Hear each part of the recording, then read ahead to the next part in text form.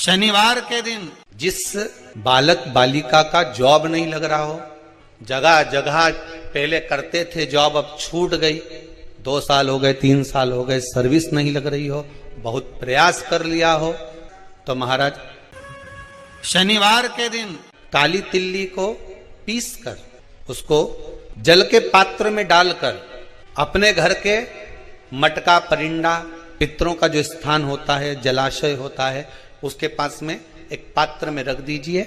बेलपत्री या बट का पेड़ या पीपल का पेड़ इस वृक्ष के नीचे एक रात्रि तक रखे रहने के बाद में दूसरे दिन अपनी कामना कर जिनका जॉब नहीं लग रहा या कहीं उलझने उत्पन्न हो रही है, उस व्यक्ति को हाथ में ले जाकर उस पात्र का जल इन 3 में से किसी भी वृक्ष के नीचे उस काली तिल के जल को समर्पित कर दीजिए। महाराज बाबा चाहेगा 3 महीने में कहीं ना कहीं योग बना ही देगा। हनुमान जी की परिक्रमा, भैरव की परिक्रमा, शंकर भगवान की परिक्रमा, शिव जी के जितने रुद्र अवतार हैं, शंकर भगवान के जितने अंश अवतार हैं, इन सब की परिक्रमा का भाव 3 परिक्रमा का।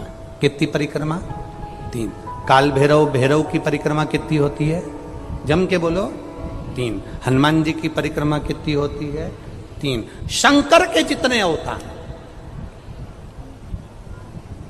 मेरे भोलेनाथ के जितने रुद्र अवतार हैं, मेरे शिव के जितने अवतार हैं, मेरे शंकर के जितने अंश अवतार हैं, उनकी सबकी परिक्रमा 3 है। सबकी परिक्रमा 3।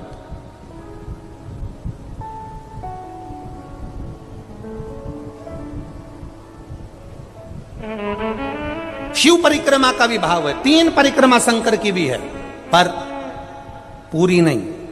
कैसी? आधी। आधी भी कैसी? प्रत्येक शंकर की परिक्रमा का स्मरण होना चाहिए आपको। ये समझे जरा, बहुत अच्छी तरह से आज कथा निकली है तो उसको समझ ले। फल शिव की आधी परिक्रमा जब हम करते हैं, उस परिक्रमा का फल हमें बाबा कब प्रदान करते हैं वो समझने वाला विषय, ठीक है। ये शिवलिंग, ये जलाधारी, ये भगवान के चरणारविंद जहां गणेश, कार्तिकेय, अशोक सुंदरी है, उस स्थान का। अब मंदिर के बीच में गर्भगृह में ये शिवलिंग रखा है। हम जब परिक्रमा चालू करते हैं तो यहां से यूं गए और यहीं से हम वापस आ गए, वापिस हम यहीं से आ गए। शंकर की परिक्रमा पूर्ण कब मानी गई? आधी परिक्रमा को पूर्ण कब कहा गया? शिव की परिक्रमा को हम पूर्ण कैसे मान सकते हैं? हम कहते हैं, हमारे शास्त्र कहते हैं कि शंकर की 3 परिक्रमा करो, या भगवान की 3 परिक्रमा करो, या देवता की 3 परिक्रमा करो। परिक्रमा का फल कब मिलता? परिक्रमा का अंश फल कब मिलता? शिवलिंग जलाधारी मंदिर के बीचों बीच है। जब मंदिर के बीचों बीच है, नंदी बाहर है, आपने परिक्रमा करना प्रारंभ करा, पूजन करने के बाद यहां तक गए, यहां से पानी बहता है, जल बहता है, तो हम इसको लांघते नहीं है। नहीं लांघते ना, इसको लांघते नहीं है। जब हम परिक्रमा करने के लिए यहां तक जब पहुंचते हैं, पहुंचने के बाद यहीं से थोड़ा सा पीछे हटकर हमको शंकर के शिवलिंग के वहीं से खड़े होकर नंदी का दर्शन करना चाहिए। जब हम परिक्रमा कर कर वापिस लौटते हैं, नंदी का इस शिवलिंग के सम्मुख से जब बाहर बैठे नंदी का हम दर्शन करते हैं और वापिस अपनी जगह पर आकर खड़े होते हैं, तब हमारी परिक्रमा एक पूरी मान ली जाती है और उसका फल हमें प्राप्त होता है। उस परिक्रमा का फल, हमने शंकर भगवान की परिक्रमा करी, किसी ने कहा आदि परिक्रमा करो, हम यहां तक गए, यहां से लौटकर वापिस आ गए। उस परिक्रमा करते समय हमने नंदी का दर्शन एक बार भी नहीं करा। अगर नंदी का दर्शन नहीं करा तो उस परिक्रमा का कोई फल हमें प्राप्त नहीं हो सकता। उस परिक्रमा का कोई फल हमें प्राप्त नहीं हो सकता। अब 3 परिक्रमा हमारा वर्णन किया, तो 3 परिक्रमा क्या करोगे? यहां वापिस आओगे, यहां वापिस जाओगे क्या? बोलो जम के, वापिस जाओगे क्या? नहीं। 3 परिक्रमा शंकर भगवान की जो वर्णन करी गई, यहां से चले, यहां पहुंचे, पहुंचने के बाद आपने यहां शिव जी का शिवलिंग के वहीं से नंदी का दर्शन करा, फिर वापिस पलटे, फिर नंदी का दर्शन करा, फिर पलटे, फिर नंदी का दर्शन करा। यहां खड़े होकर आप जब 3 बार नंदी का दर्शन कर लेते हो, एक ही परिक्रमा में 3 बार नंदी का दर्शन कर लेते हो, तो 3 परिक्रमा का फल प्राप्त हो जाता है और हमारा वो कार्य सफल हो जाता है। 3 परिक्रमा का।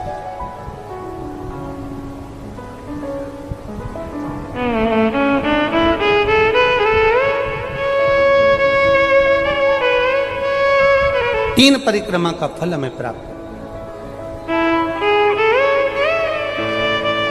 शिव के जितने गण हैं, भगवान शंकर के जितने अंश अवतार हैं, रुद्र के जितने अंश अवतार हैं, भगवान शिव के जितने अंश अवतार हैं, उनकी परिक्रमा का क्रम।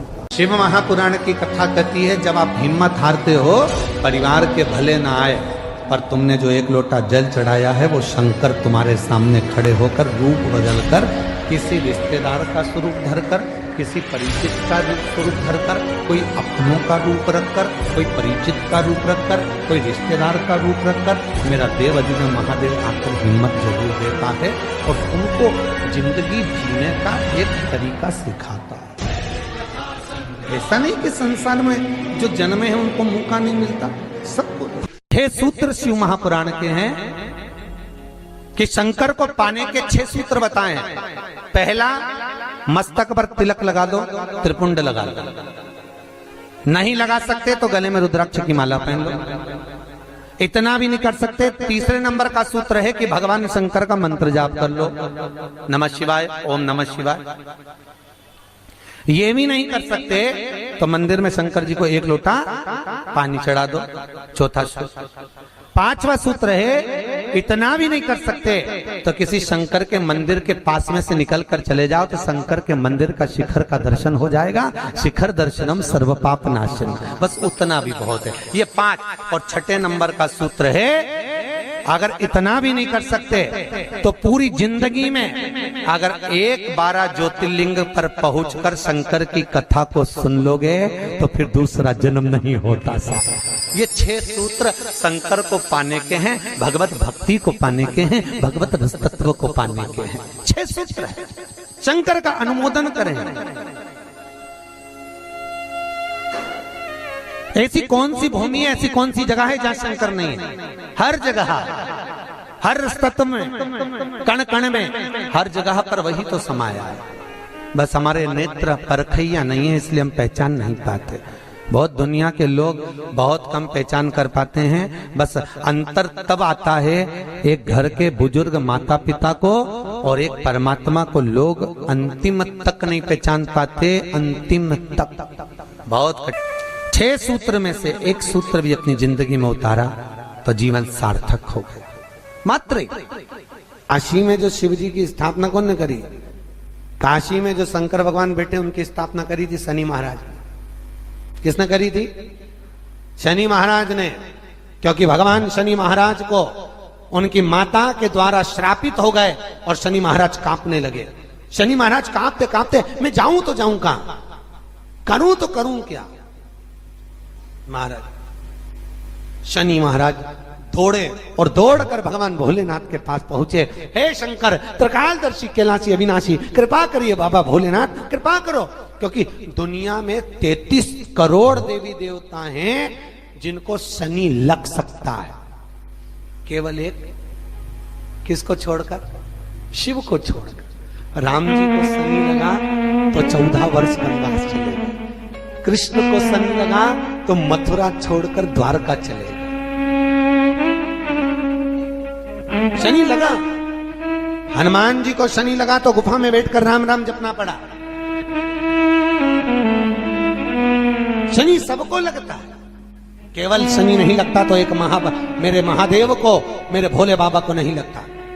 शंकर के पास में शनि आ गए। शनि ने आकर कहा, भोलेनाथ कृपा करिए बाबा, मैं बड़ा कष्ट में हूं, मैं करूं क्या? बाबा भोलेनाथ ने कहा, जा गंगा जी के तट पर काशी में जाकर एक शिवलिंग की स्थापना कर, उसकी आराधना कर और तेरा शरीर ठीक हो जाएगा, कष्ट नहीं भोगेगा।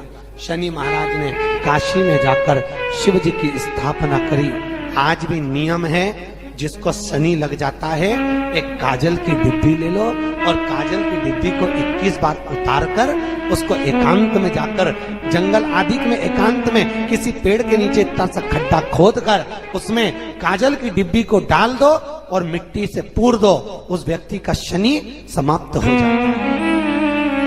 काशी विश्वनाथ का नाम लेकर काजल की डिब्बी को 21 बार उतार कर अगर काशी विश्वनाथ का नाम लेकर शनि वाले व्यक्ति को अगर पेड़ के नीचे दबा दे, शनि समाप्त, शनि उसको परेशान नहीं कर सकता।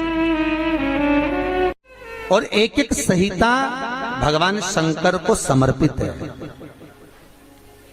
भगवान जैसे श्री हनुमान जी महाराज से जब राम जी राजा बने सब प्रसन्न दिख रहे थे, सुग्रीव प्रसन्न थे, विभीषण प्रसन्न थे, राम जी प्रसन्न थे।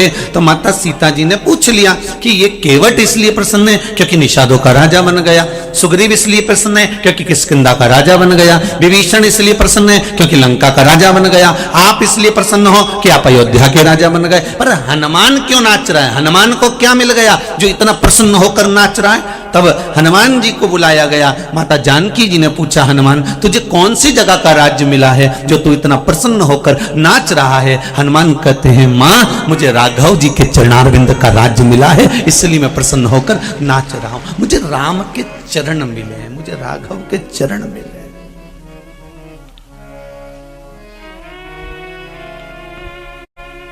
पवन तनय संकट हरण मूर्ति राम लखन सीता सहित हृदय वसवो सूरभू। मुझे राघव जी के चरण प्राप्त हो गए, मुझे राम जी के चरण मिल गए। ये मुझे जो राज्य मिला है ये कोई साधारण नहीं है। कोई आपसे कहे कि आपका पता क्या है, तो घर का पता नहीं देना है हमको, दुकान का पता नहीं देना है हमको, हमारा खुद का पता दीजिए कि हम कहां हैं। राम जी पूछ रहे हैं, क्यों रे हनुमान, कुछ निशानी लाया है? ये चूड़ामणि लाया हूं। अच्छा हनुमान, तुम शिव के अवतार हो, तुम्हें मालूम है? हनुमान जी ने कहा, प्रभु आपको नहीं मालूम कि आप नारायण के अवतार हो? आप नारायण के अवतार हो, मैं शिव का अवतार हूं, और ना मैं आपके बिना रह सकता हूं ना आप मेरे बिना रह सकते हो, इसलिए मेरा अवतार हुआ है और इसीलिए आपका भी अवतार हुआ है। जी राम जी ने कहा, हनुमान पूर्व के लेन देन मिटाने के लिए हमारे अवतार हुए हैं।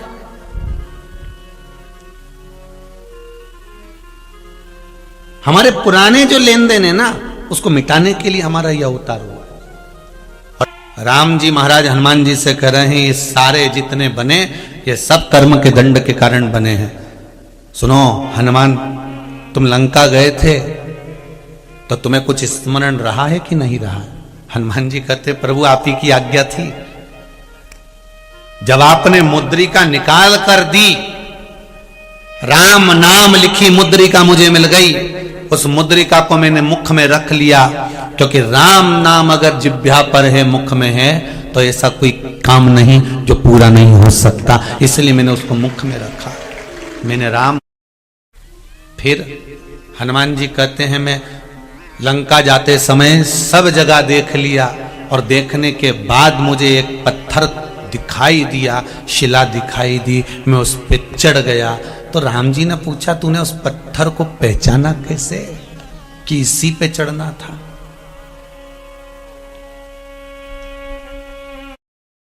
तूने पहचाना कैसे उस पत्थर को? उस पत्थर को कैसे जाना है तू?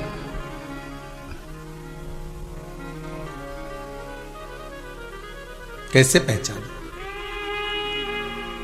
हनुमान जी ने कहा, जो मुख में राम था, केवल मुख में राम नहीं था, यह मुद्रिका जो राम नाम की मुख में थी, अगर राम हमारे जिह्वा पर है तो तो ये 3.5 करोड़ रोम छिद्र में राम समाहित है। बस वही राम ने बता दिया कि इस पत्थर पर चढ़ना है, तो पत्थर के पास तू गया। हाँ, फिर क्या हुआ? हनुमान जी बोले उस पत्थर के पास जाकर मैंने क्या देखा कि जो पत्थर पड़ा हुआ था, जो शिला पड़ी हुई थी, जो पर्वत पड़ा हुआ था, सब जगह पर समुद्र की लहरें बढ़ बढ़कर झोंटा दे रही थी।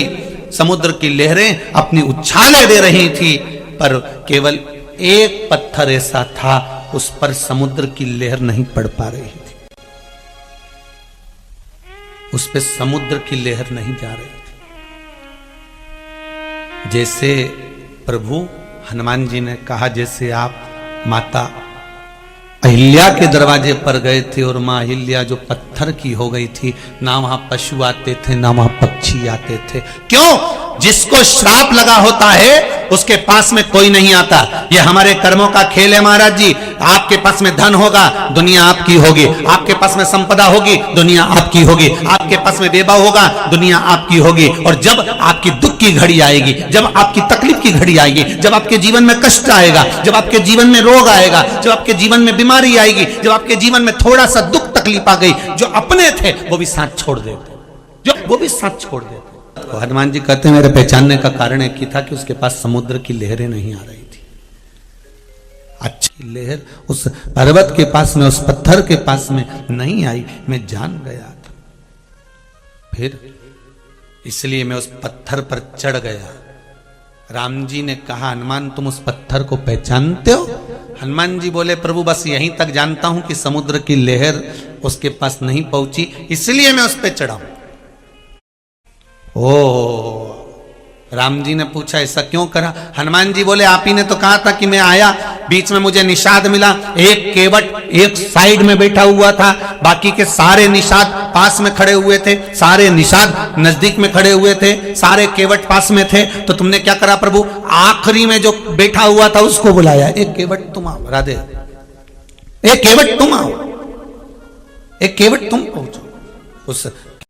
और केवट को जब बुलाया तो केवट आया। केवट ने एक ही बात की, मेरी नाव जो है नीचे से उसमें एक छेद हो गया है तो उसमें पानी भरा जाता है, मेरी नाव में बिठा लूं, बस एक काम करवा लो कि तुम पांव धुलवा लो। राम जी की ये बात हनुमान जी के मन में थी कि उनने भी एकांत में पड़े हुए उस केवट का उद्धार कर दिया था, तो क्यों ना मैं जाते जाते इस पत्थर का उद्धार कर जाऊं, इसलिए मैं उस पर चढ़ गया। तुम उस पत्थर को पहचानते हो? हनुमान जी ने कहा नहीं पहचानता था, पर पहचान गया क्योंकि समुद्र की लहरें नहीं आ रही थी उसके पास में, इसलिए मैं उस पर चढ़ गया था। जानते हो वो कौन